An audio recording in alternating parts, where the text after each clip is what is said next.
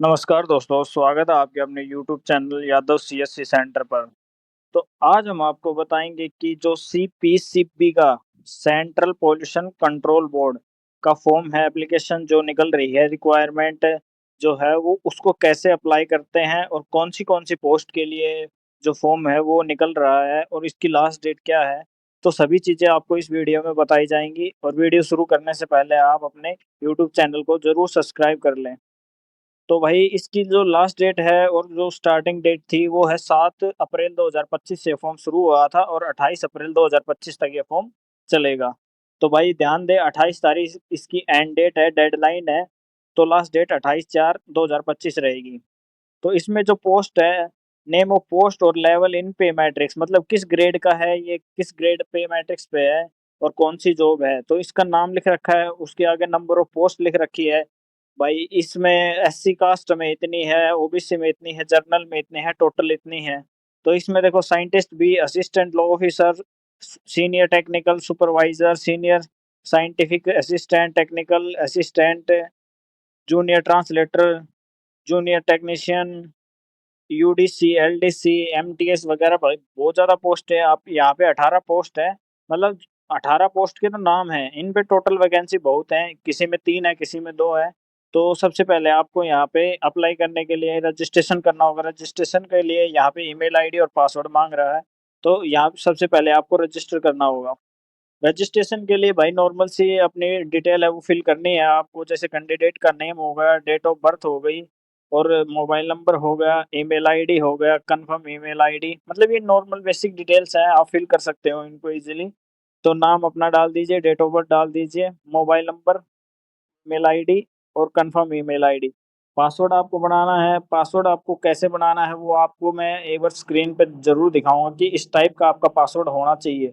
इसमें लिख रखा है पासवर्ड मस्ट कंटेन एक लेटर, एक स्पेशल कैरेक्टर, एक आपका नंबर होना चाहिए। तो मतलब इसको कैसे लिखना है, कई बंदे हैं पासवर्ड में मिस्टेक कर जाते हैं भाई। कई बंदों को पासवर्ड बनाना नहीं आता। जैसे मैं आपको यहाँ स्क्रीन पे लिख के दिखा देता हूँ। जैसे सबसे पहले तो आपका अपना नाम हो या आपका कोई भी हो, सबसे पहला तो एक बड़ा लेटर लिखना है। उसके बाद आप कोई भी छोटे लेटर लिख सकते हो, बट एक बड़ा होना चाहिए। जैसे आपका नाम अजय है तो अजय का AJAY ए बड़ा रखना है आपको। उसके बाद एक स्पेशल करेक्टर लगाना है, @ लगा सकते हो आप। उसके बाद एक नंबर लिखने हैं।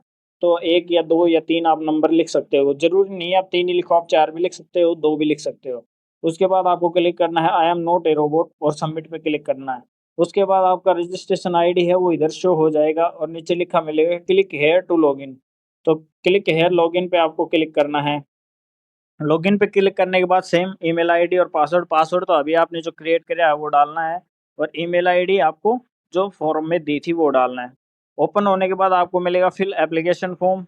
स्टेप 7 है, इसमें होते हैं भाई एजुकेशन डिटेल डालनी है, फोटो डालनी है, एलिजिबिलिटी चेक करनी है, डिक्लेरेशन को एक्सेप्ट करना है और पेमेंट निकालनी है। तो भाई सबसे पहले आपको लेफ्ट साइड को दिख रहा है एप्लीकेशन फॉर्म, उस पर क्लिक करना है।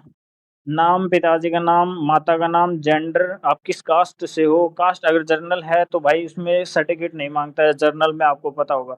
ओबीसी नॉन क्रिमिलेयर है तो भाई सर्टिफिकेट नंबर, इशू डेट और डिपार्टमेंट ऑफ इशू अथॉरिटी।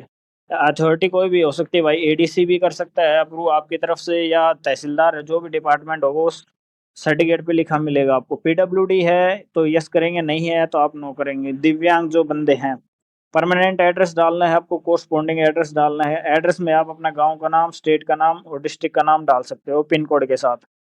उसके बाद करंट एम्प्लॉय स्टेटस नन है तो नन रखना है। मैरिटल स्टेटस में अनमैरिड रखना है आपको, या आप मैरिड हो तो मैरिड शो कर सकते हो। फोटो आईडी प्रूफ में आप यहाँ पे अपना पैन कार्ड, आधार कार्ड, ड्राइविंग लाइसेंस कुछ भी डाल सकते हो। जैसे मैं आधार कार्ड चूज करता हूँ तो यहाँ पे आधार कार्ड नंबर आपको डालने होंगे, मैं कोई भी रैंडम लिख के दिखा रहा हूँ। उसके बाद आपको जो है वो एग्जाम सिटी प्रेफरेंस, मतलब आपको 7 सिटी जो है ना वो एग्जाम के लिए चूज करनी है अपने हिसाब से। जो आपकी नियरेस्ट लगती है वो चूज कर सकते हैं, या जो सिटी आपको सही लग रही है, हाँ भाई मेरे को फर्स्ट प्रेफरेंस इसकी देनी चाहिए, सेकंड इसकी देनी चाहिए, तो आप इसमें दे सकते हो। जो भी प्रेफरेंस है, 5, 6, 7, 7 वैसे इसमें 7 मांग रखी है, 7 देनी कंपलसरी ही है। वो अपने हिसाब से आप सेलेक्ट कर सकते हो। उसके बाद सेव एंड नेक्स्ट पे क्लिक करना है। सेव एंड नेक्स्ट पे क्लिक करने के बाद आपका जो है वो एजुकेशन एंड क्वालिफिकेशन मांगेगा। तो उसमें आपको 10th 12th डिग्री है, डिप्लोमा है, वो आप सभी चीजें यहाँ पे चढ़ा सकते हो एज पर एलिजिबिलिटी। मतलब जो पोस्ट है उनकी एलिजिबिलिटी के हिसाब से। अगर आपको ध्यान हो तो मैं बता दूं, जैसे कि नोटिफिकेशन आपने चेक किया था, तो नोटिफिकेशन में आपको पोस्ट दिखाई थी मैंने शुरू में। तो पेज नंबर 11 पे भाई एलिजिबिलिटी है, मतलब किस पोस्ट के लिए क्या क्वालिफिकेशन चाहिए आपको, वो आप रीड जरूर करें भाई, ताकि फार्म भरने में आपको ज्यादा दिक्कत हो नहीं और एलिजिबिलिटी आपको पता हो क्या क्या क्वालिफिकेशन चाहिए किस पोस्ट के लिए। तो यहाँ पे आप क्या आपके पास क्वालिफिकेशन है, जैसे कि 10th है, 12th है और डिग्री है आपके पास ग्रेजुएशन में कोई भी। तो मैं यहाँ पे 10th फिल कर दी, 12th फिल कर दी। स्ट्रीम में मतलब आप स्ट्रीम है तो आप आर्ट साइंस या जिससे भी है 12th में वो चीजें सेलेक्ट करेंगे, ईयर ऑफ पासिंग किस बोर्ड से की है, कितने परसेंटेज आपके आए हैं, कौन से डिवीजन से पास हो, क्या क्या सब्जेक्ट है।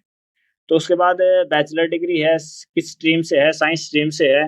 उसके बाद किस बोर्ड से की है, जैसे मैंने आईजी यूनिवर्सिटी से की है तो आईजी यूनिवर्सिटी यहाँ पे डालनी है। उसके बाद आता है किस डिवीजन से आप पास हो, फर्स्ट ग्रेड सेकंड ग्रेड, तो वो डालना है लास्ट में सब्जेक्ट। उसके बाद आते हैं भाई, हर पोस्ट के हिसाब से यहाँ पे एक्सपीरियंस के लिए यस नो रिस्पॉन्स दिया गया है। तो यहाँ पे आप कोई भी रिस्पॉन्स दे सकते हैं, अगर आपके पास एक्सपीरियंस है तो यस करोगे, नहीं तो no. Upload photograph and signature, तो यहाँ पे भाई साइज दे रखी है 10 KB से 50 KB के बीच फोटो साइन दोनों की।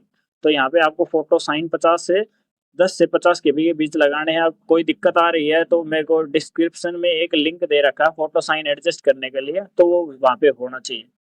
उसके बाद आता है भाई चेक पोस्ट एलिजिबिलिटी। तो यहाँ पे भाई आपको कोई भी पोस्ट चूज करनी है तो वहाँ पे एज क्राइटेरिया पास्ट और क्राइटेरिया पास्ट दिखा रहा है, तो मतलब आप इसके लिए पास्ट हो।